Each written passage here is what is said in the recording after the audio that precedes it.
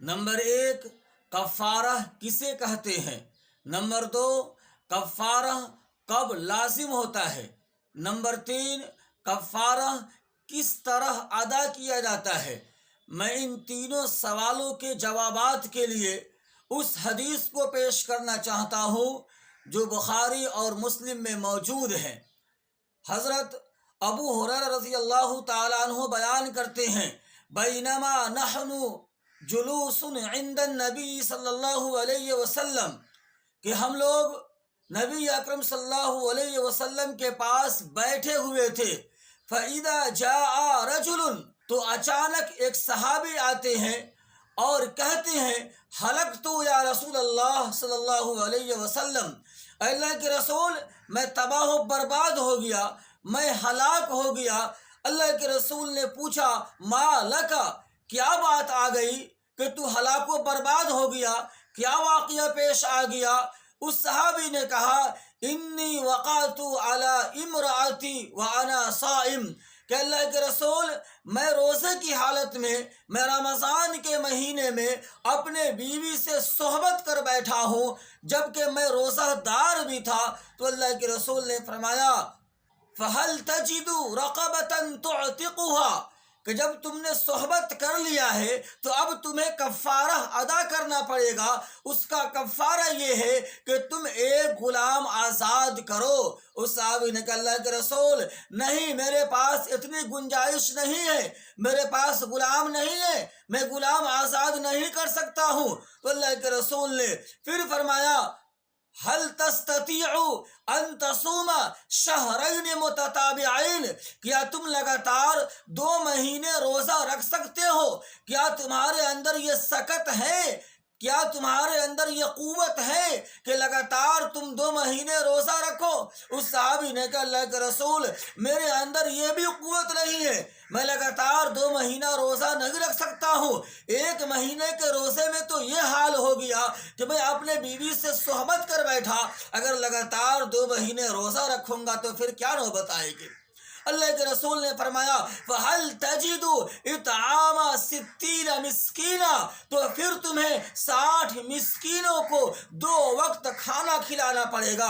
اس صحابی نے کہا، اللہ کے رسول میرے پاس اس کی بھی گنجائش نہیں ہے، میرے پاس اتنا مال ہے ہی نہیں کہ میں 60 مسکینوں کو 2 وقت کھانا کھلا سکوں۔ اللہ کے رسول صلی اللہ علیہ وسلم نے فرمایا، پھر تو بیٹھ جاؤ، اجلس۔ وہ صحابی بیٹھ گئے۔ صحابہ کرام بیان کرتے ہیں، اللہ کے رسول بھی ہمارے درمیان تشریف فرماتے، ہم لوگ بھی وہیں پر موجود تھے، یہ دیکھنا چاہتے تھے کہ اللہ کے رسول اس صحابی کے بارے میں کیا فیصلہ فرماتے ہیں، اس کے روزے کا کفارہ کس طریقے سے ادا کراتے ہیں۔ اتنے ہی میں اُوتِیَ النبی صلی اللہ علیہ وسلم بعرق فیہ تمر، اچانک اللہ کے رسول صلی اللہ علیہ وسلم کے خدمت میں ایک کھجور کا ٹوکرا پیش کیا گیا، ایک عرق پیش کیا گیا جس میں کھجور بھرا ہوا تھا۔ اللہ کے رسول نے فرمایا، این السائل، سائل کہاں ہے؟ وہ صحابی کہاں ہیں جنہوں نے رمضان کی حالت میں اپنے بیوی سے صحبت کر بیٹھے ہیں، وہ کہاں ہیں؟ اس صحابی نے کہا، نا یا رسول اللہ صلی اللہ علیہ وسلم، اللہ کے رسول میں یہاں موجود ہوں۔ اللہ کے رسول نے فرمایا، خذ ھذا فتصدق، یہ کھجور لے لو اور صحابہ کرام میں صدقہ کر دو،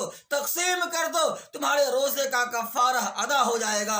اس صحابی نے کہا، اللہ کے رسول والذی بعثک بالحق، اس خدا کی قسم جس خدا نے آپ کو رسول بنا کر بھیجا ہے، مجھ سے زیادہ غریب اور محتاج، مجھ سے زیادہ تنگ دست پورے مدینہ اور حجاز میں نہیں ہے، میں ہی سب سے زیادہ تنگ دست اور محتاج ہوں۔ جب اس صحابی نے یہ جملہ کہا، صحابہ کرام بیان کرتے ہیں، فضحک النبی صلی اللہ علیہ وسلم، اللہ کے رسول ہنسے یہاں تک کہ حتی بدت انیابہ، اللہ کے رسول کے دانت بھی دکھنے لگے۔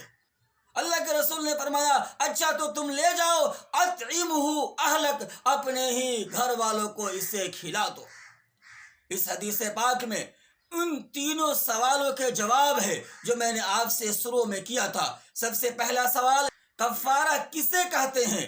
کفارہ اس جرمانہ کا نام ہے جو شریعت مقدسہ جان بوجھ کر روزہ چھوڑنے پر عائد کرتی ہے۔ دوسرا سوال یہ تھا کہ کفارہ کب لازم ہوتا ہے؟ کفارہ اس وقت لازم ہوتا ہے جب کوئی آدمی روزہ رکھے اور جان بوجھ کر بغیر کسی شرعی عذر کے اپنے روزہ کو توڑ دے، جیسا کہ اس صحابی رسول نے جان بوجھ کر روزے کی حالت میں اپنے بیوی سے صحبت کر لی تھی۔ تیسرا سوال یہ تھا کہ کفارہ کس طرح ادا کیا جاتا ہے؟ تو اس کا طریقہ یہ ہے کہ ایک غلام کو آزاد کرے، مگر آج غلام ناپید ہے۔ دوسرا طریقہ یہ ہے اگر غلام آزاد نہیں کر سکتے ہیں تو لگاتار 60 دن روزہ رکھے، ایک بھی دن ناغہ نہ کرے، ورنہ کفارہ ادا نہیں ہوگا۔ تیسرا طریقہ یہ ہے کہ ورنہ پھر 60 مسکینوں کو کھانا کھلائے 2 وقت۔